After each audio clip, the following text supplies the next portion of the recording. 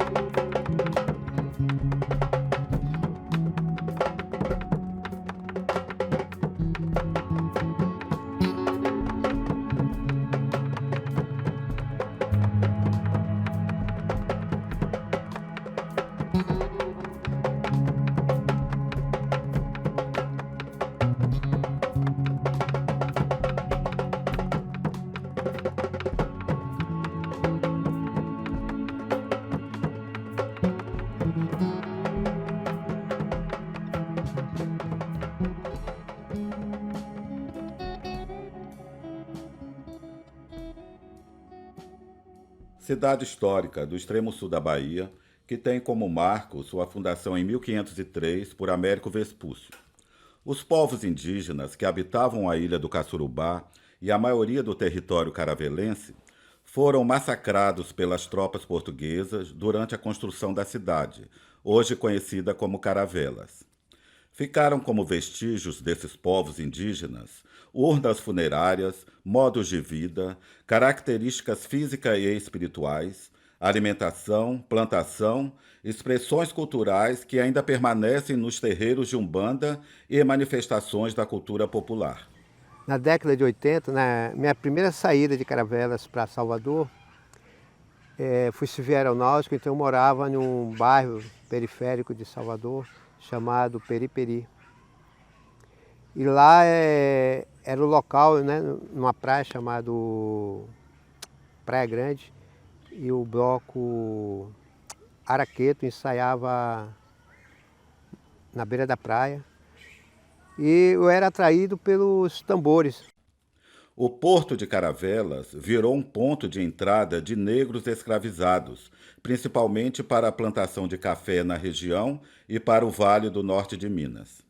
Ao longo dos séculos, com a invasão da cultura de massa, essa referência indígena e negra em Caravelas sofreu várias tentativas de desconstrução. A junção do grupo Avesso em Cena com o grupo de capoeira Pé no Ar, para mim ali foi o grande gancho assim, para discutir a questão da afirmação da identidade cultural afro-brasileira. Foi quando, em 13 de maio, na comemoração da abolição da escravatura, que estes dois grupos juntos, né, o teatro e a capoeira, se juntou para contrapor essa ideia, né, da comemoração da abolição dos 100 anos, que nasceu a ideia de criar a faixa 100 anos da falsa abolição, ali que veio, né, para mim a essência do grupo Umbanda 1. Com o surgimento do grupo Umbanda 1, em 1988, a população de Caravelas começou a se identificar como negra e indígena, surgindo o conceito afro-indígena na região do extremo sul da Bahia. Eu vejo o Umbanda 1 como uma obra aberta.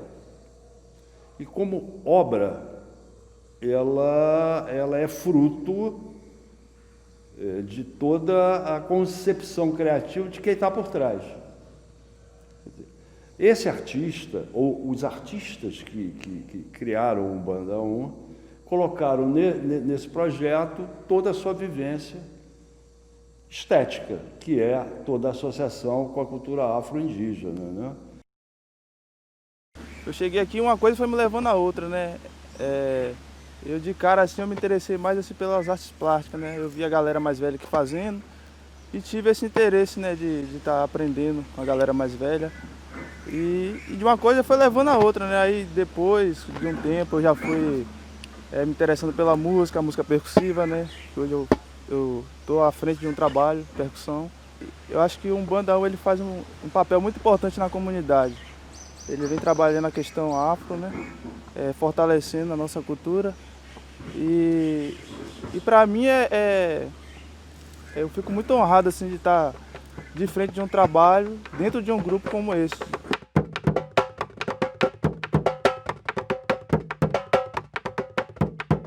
O Grupo de Antropologia Cultural Afro-Indígena Umbanda 1, ao longo desses 30 anos, vem sendo um grupo que traz todo esse legado cultural, social e político, formando assim conceitos educativos, usando a arte como objetivo de estudos da história do povo negro e indígena na região.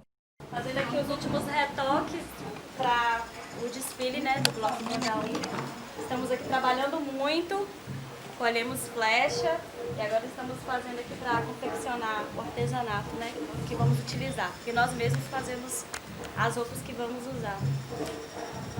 Tem um pouco de improvisação, mas também tem um pouco de amor, né, porque a gente se sente muito feliz, muito encantada em participar desse processo aqui também. Não é só o desfile em si, mas é também o processo de estar fazendo tudo juntos, né?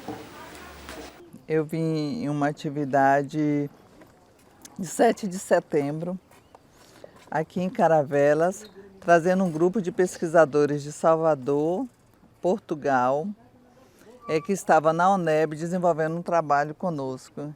E tinha um movimento junto com as atividades escolares de 7 de setembro, organizado pelo Umbanda 1, que era sobre a valorização da cultura indígena na região. O Carlos Rodrigues Brandão, ele vai trazer para nós um conceito de educação como cultura. Dessa educação que não se limita só no espaço da escola, mas que essa educação perpassa por todas as outras formas de organizações sociais. E quando eu vejo e presencio e participo das atividades do Umbanda 1, a gente percebe claramente esse conceito que o Carlos Rodrigues Brandão coloca. Então, a cultura transversaliza todas as práticas educativas. Ali você compreende sobre a linguagem, você compreende sobre a antropologia, que é a história dos povos, de como se formou essa comunidade. Ali você compreende sobre os jogos, sobre a ludicidade, porque também envolve a dança, envolve a música, envolve o movimento corporal. Então, diferentes linguagens articuladas num único contexto, que é o contexto do Umbanda 1. Então, a cultura, dentro desse movimento cultural, que é o próprio Umbanda 1, você tem várias aprendizagens, vários desenvolvimentos cognitivos. E o que o Carlos Rodrigues Brandão coloca dessa parte da construção da educação de uma forma coletiva. Você não aprende nada sozinho, você aprende a partir das relações de trocas. Minha mãe, ela é de terreiro, entendeu? A minha entrada do Umbanda tem bastante tempo e eu era bem novinha na época. Eu acho que tudo se juntou ali e pelo fato de eu morar aqui perto do Artimanha também, já favoreceu, né? Eu acho que já veio chamando já, e entrei e comecei a fazer capoeira com Dó, que ele fazia capoeira, e dançar com Itamar. Até mesmo porque na época a Simone, a esposa do Dó, ela dava banca, e eu fazia banca com ela na época. Aí tudo foi se juntando, acabou, estou aqui até hoje.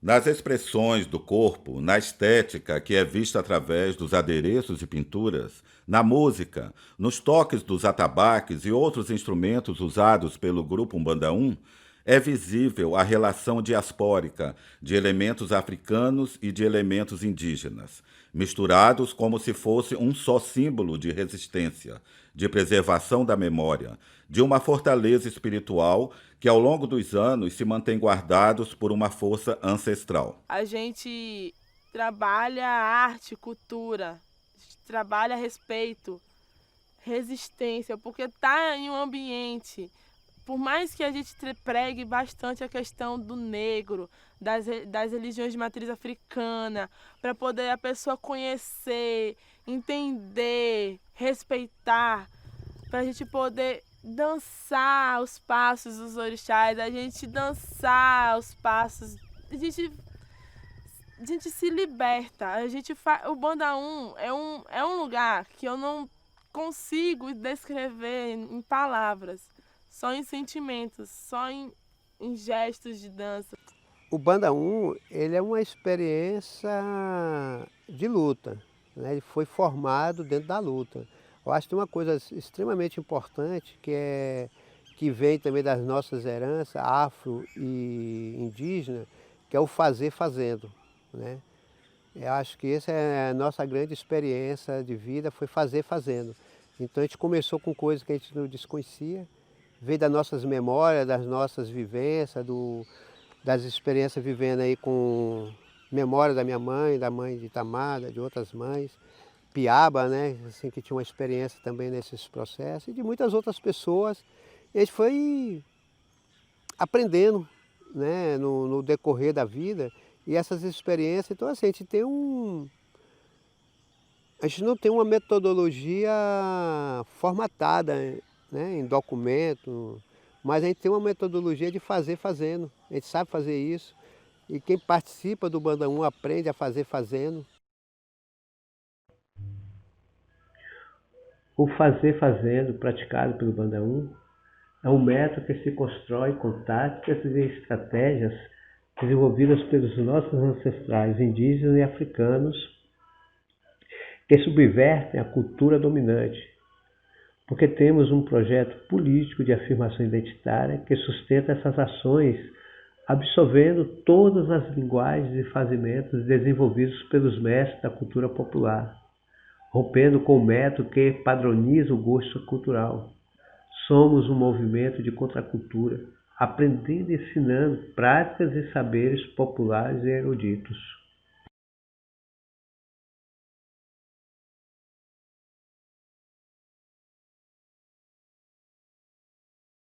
Para um Banda 1 não precisa só fazer a oficina e não precisa só fazer a celebração para dar certo. Tem que fazer as duas coisas. Você tem que trabalhar a multiplicação com o jovem, fazendo junto, né? Fazendo uma busca de adesão das famílias mais inspiradora e também mais vocacionada para aquele assunto. E a partir daí você também criar os momentos de celebração, porque se você ficar o tempo inteiro fazendo só a troca, fica parecendo que é uma assistência social, e não é esse o desejo do grupo. O desejo do grupo é criar a maneira de se inspirar e inspirar os outros para que o grupo se mantenha vivo. Eu faço parte do Movimento Cultural Artimanha e do Banda 1 desde os 6 anos de idade. Hoje eu tenho 22, e então eu tenho uma trajetória bem grande do Banda 1. Eu já passei por várias fases deles, e a fase que eu mais me identifico é agora, porque hoje eu consigo me ver mais como mulher negra e entendida do assunto. Eu acho que logo quando eu comecei aqui, eu não tinha entendimento, eu gostava de praticar, eu gostava de estar aqui, eu sempre gostei de dançar, mas eu não tinha entendimento a fundo do que é ser negra, e hoje eu já tenho esse entendimento todo. Então o Banda 1, ele virou minha segunda casa, minha segunda família. Na época que eu estudava, são os colégios até hoje, né? É uma história limitada. Eles não aprofundam muito o que é ser negro, o que foi a história do negro. E já no Banda 1 não, a gente tem toda essa vivência, a gente entende que a luta que nós travamos hoje já vem há muito tempo dos nossos ancestrais, e a gente sabe da história a fundo de cada um deles. Então eu tive mais o contato com o povo negro mesmo dentro do Banda 1, justamente porque na escola é algo limitado. Um Banda 1, bom, eu conheci uma das membros, que foi Carla Galdino, na UNEB. A gente estava fazendo um trabalho de militância dentro da universidade, devido às questões raciais não serem pautadas no nosso cotidiano. A gente iniciou um grupo de discussões que se repercutiu em outros andamentos, em outros projetos, e um dos projetos foi um ensaio fotográfico. Carla estava adentrando a universidade, era caloura, e a gente estava fazendo a recepção delas. Nesse contato a gente convidou para poder fazer parte de um dos ensaios que a gente organizou, e a partir desse ensaio iniciou-se esse contato. Posteriormente, um dos líderes do Banda 1 foi aplicar uma oficina na universidade, e eu tive esse contato, E dentro desse contato nessa oficina, que envolvia a questão da arte, da poesia, do trabalho do movimento com o corpo, do trabalho com as diversas expressões faciais, pensando a ancestralidade, que eu conheci Itamar dos Anjos, e a gente foi conhecendo um de cada vez. Só que nesse primeiro contato, inicialmente, quem eu conheci foi Itamar, o pessoal do Percussão, que estava lá com ele, e a Carla Galdino. E aí a gente desenvolveu uma oficina. Nessa oficina a gente trabalhava com a questão racial e trabalhava com a questão do racismo no Brasil, pensando ele desde o início da escravidão até chegar aos dias atuais. E falava também a respeito da estética negra, da beleza negra.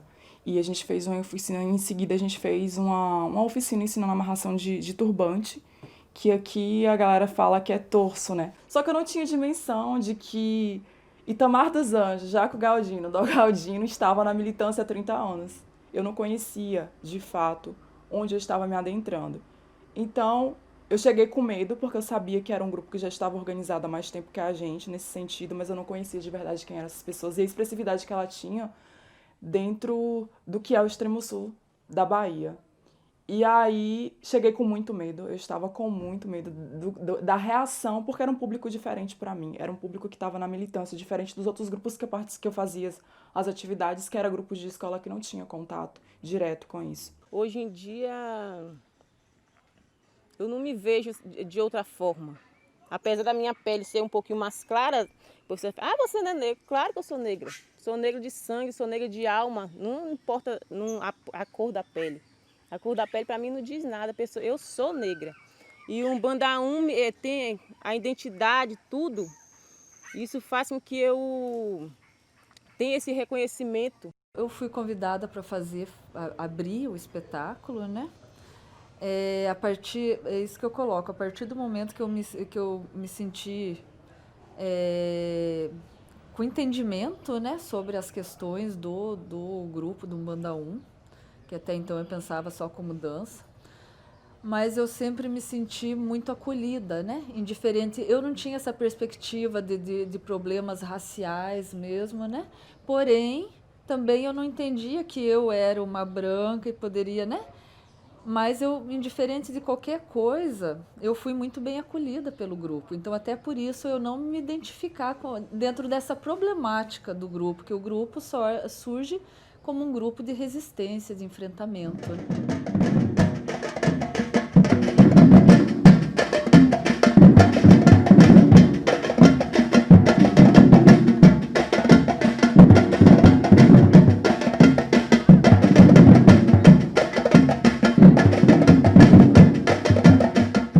O próprio Bandaum, ele faz o etnoturismo, né? Ele trabalha com etnoturismo.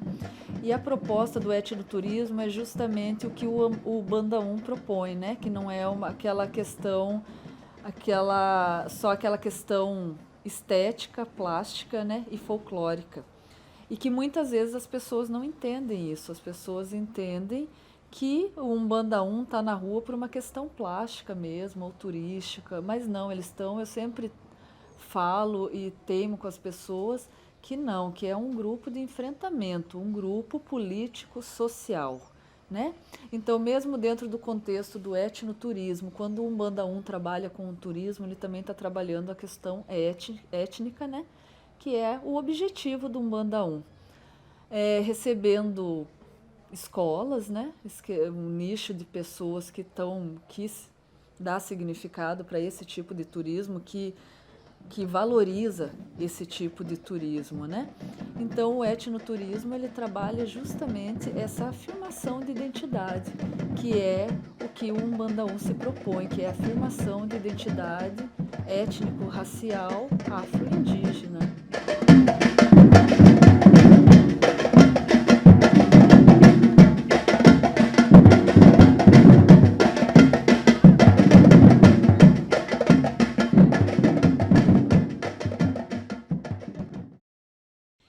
Quanto a essa questão de escola, eu acho o seguinte, eu acho que a escola está toda errada.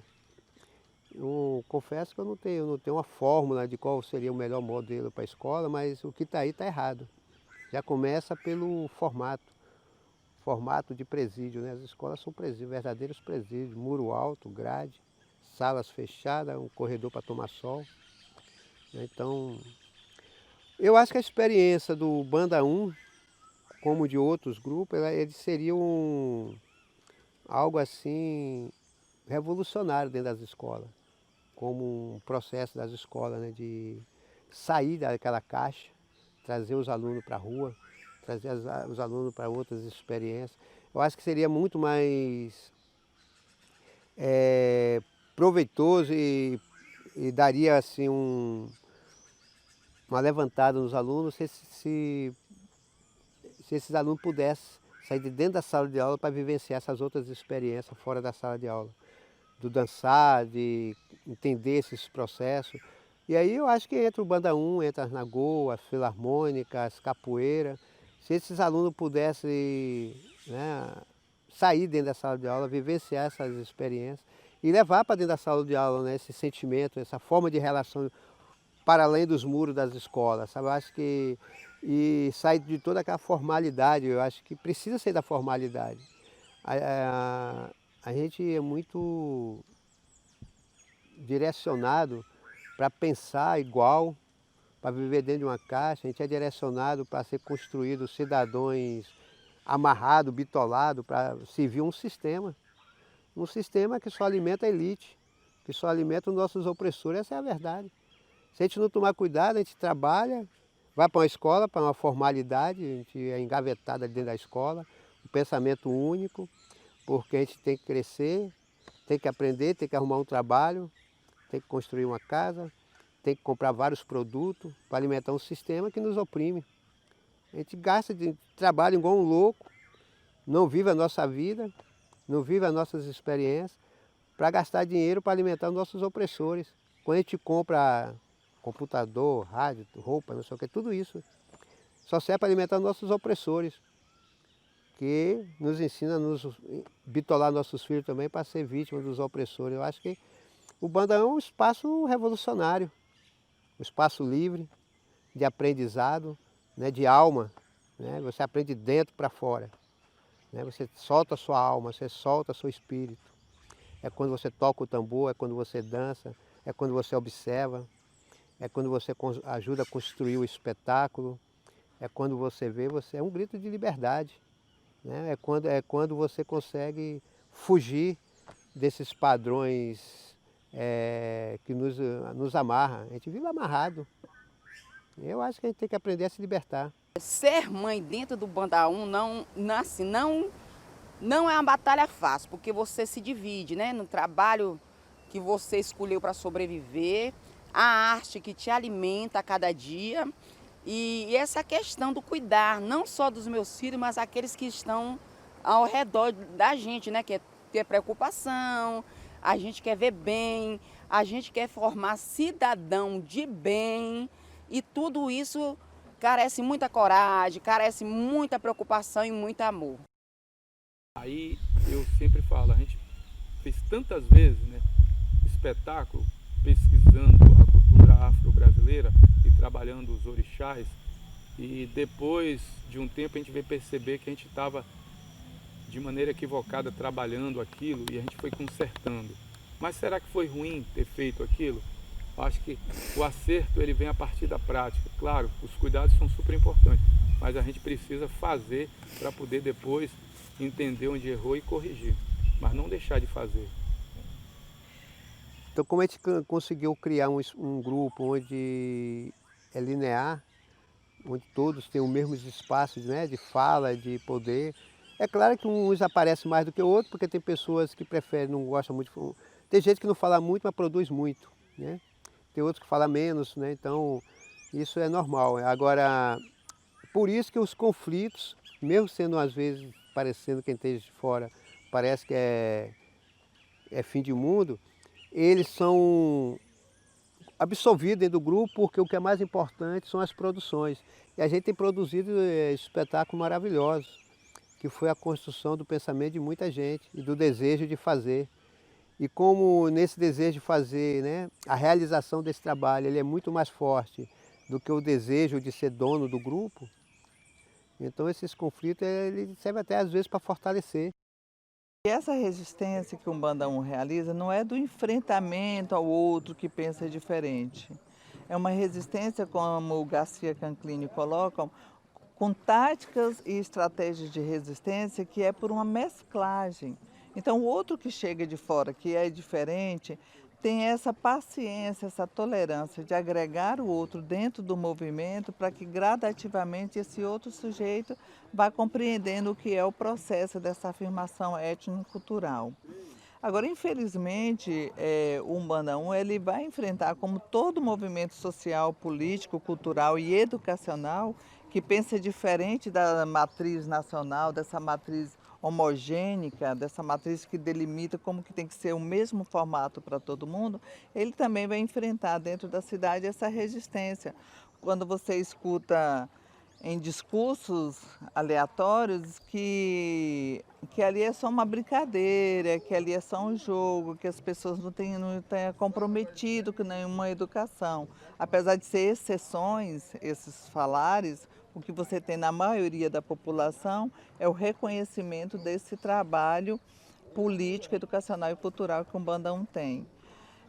Percebe-se isso nos resultados que você tem na formação desses estudantes dentro da escola. Então, são sujeitos que pensam diferente de outros sujeitos de outras cidades que não têm essa participação, não têm esse envolvimento cultural no seu contexto. O grupo hoje tem o objetivo de manter esse legado e, assim, os participantes do grupo usam a arte e a cultura como ferramentas de um processo educativo. É o que poderá contribuir para se manter viva essa memória, a memória do povo negro e indígena em Caravelas. Porque, na verdade, o Banda 1 é um movimento de resistência, né? É dança, é alma, é política, é resistência e um modelo de vida, né? Porque a gente tem aqui uma forma de organização, de relação, de produção, né? Artística que também é resistência e é alma.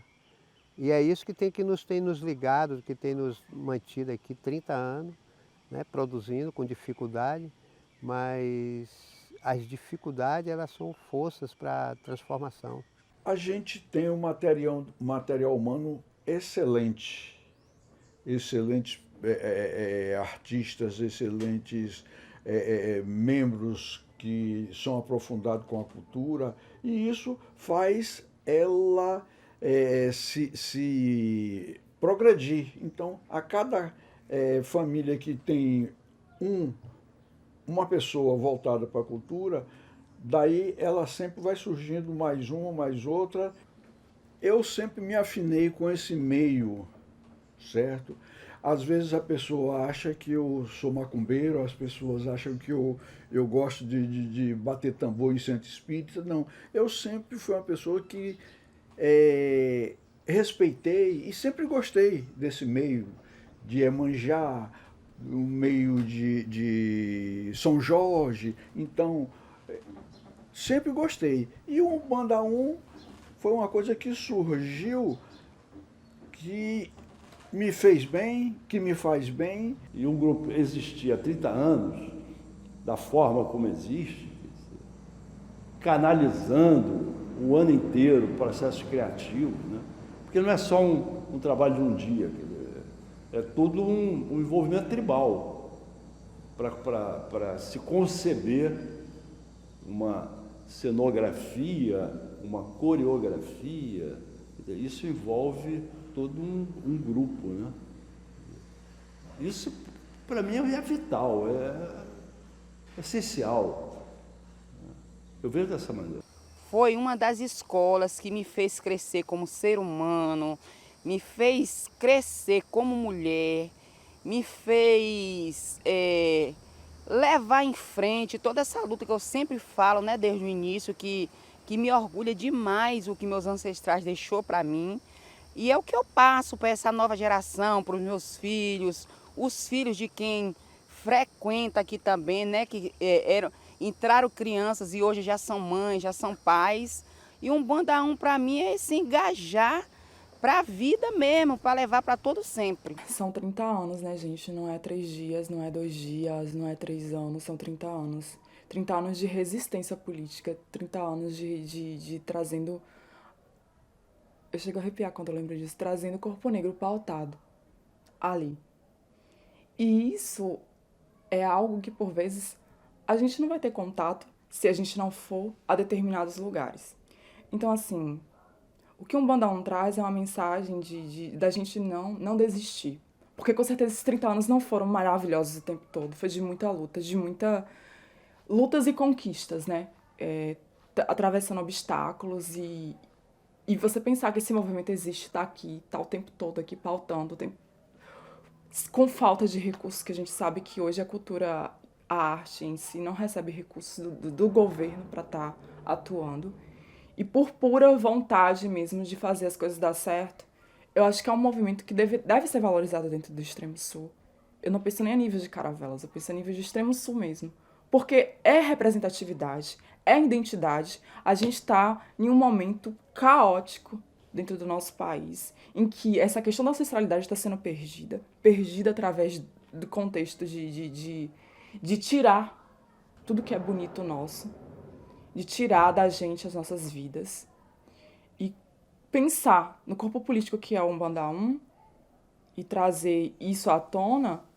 Eu acho que é pensar em uma válvula de escape nesse meio, nessa situação toda que a gente está vivendo. Pensar numa válvula de escape para a gente reproduzir coisas boas e isso passar de geração em geração no sentido de manutenção mesmo da nossa cultura, de manutenção da nossa ancestralidade, de manutenção dos nossos corpos vivos, atuante e político dentro do nosso contexto, do nosso território. Até então a gente dentro do Umbanda 1 mesmo, todo mundo sabendo que a gente já participa dentro do grupo que traz esse resgate da cultura afro-indígena, que tem essa resistência, ainda tem muitas pessoas ainda que olham a gente como tentando diminuir assim como negro ainda, até porque a gente leva um estilo de vida totalmente diferente, foge daquele estilo de vida totalmente capitalista, né? A gente mesmo faz a nossa arte, mesmo procura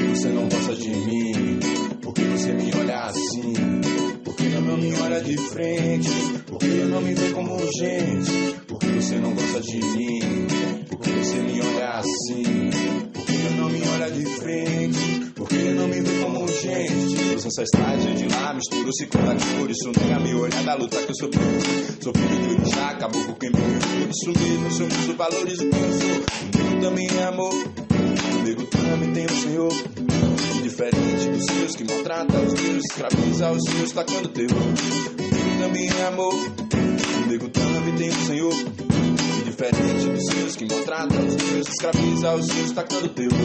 Por que você não gosta de mim? Por que você me olha assim? Por que não me olha de frente? Por que não me vê como gente? Por que você não gosta de mim? Por que você me olha assim? Por que não me olha de frente? Por que não me vê como gente? Os ancestrais de lá misturou-se com daqui, por isso nunca me olha da luta que eu sou.